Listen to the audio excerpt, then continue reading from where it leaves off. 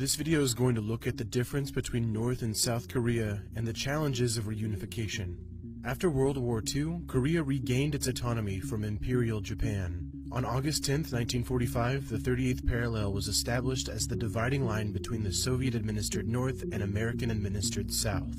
The Korean War made this supposedly temporary division seemingly permanent. We already know that after 70 years of separation, the differences between the authoritarian North and democratic South couldn't be more profound. There's constant tension from nuclear tests, military skirmishes, threats of turning one side or the other into powder, and even though officials from both countries met again in December 2015 to discuss improved relations, the failed unification talks in 1972 and 2000, coupled with the intense secrecy of Kim Jong-un's regime, leave plenty of room for well-founded skepticism. But let's go deeper with this topic. Anyone could tell you that finding political will for unification will be difficult, but assuming the political will was there, what would the challenges to reunification actually be? The first factor is the means by which the unification comes about. Since 1969, the South Korean government has maintained a Ministry of Unification, which plans for the scenario of a gradual reuniting of the two countries. Indeed, most reunification plans are premised in gradual integration over time. However, many experts believe that a total collapse of the North Korean regime is the only way reunification could ever truly happen. But this is a nightmare scenario for world governments.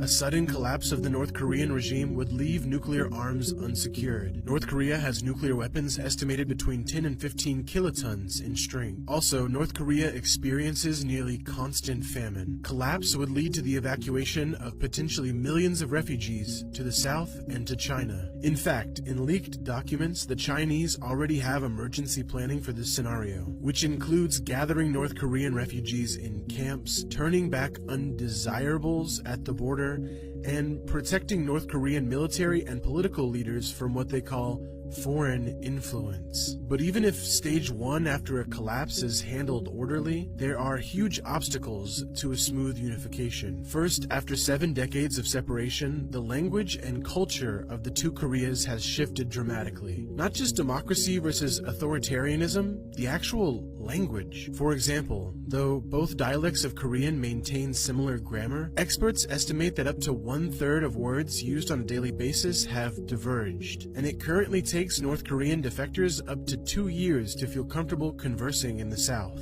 Second, the Korean court system has the potential to be overwhelmed, as formerly held residential and business property is reclaimed from the pre-separation times. Healthcare infrastructure would also be a severe challenge. The life expectancy in South Korea is currently 10 years more than in the North, and infant mortality is far lower. Bringing the North's hospitals into the 21st century and retraining their doctors would be pricey. Another big difference between North and South Korea is the general infrastructure. The North has between 12,000 and 20,000 miles of unpaved, crumbling roads with few privately owned vehicles. The train system there is ancient compared to the South's high-speed network. Even the majority of their planes are outdated Soviet aircrafts flying out of dilapidated airports. But by far, the largest price tag would come from balancing economic disparities. South Korean President Park describes the economic activity associated with unification as a bonanza. She says, just as the German people secured freedom, prosperity, and peace by tearing down the Berlin Wall,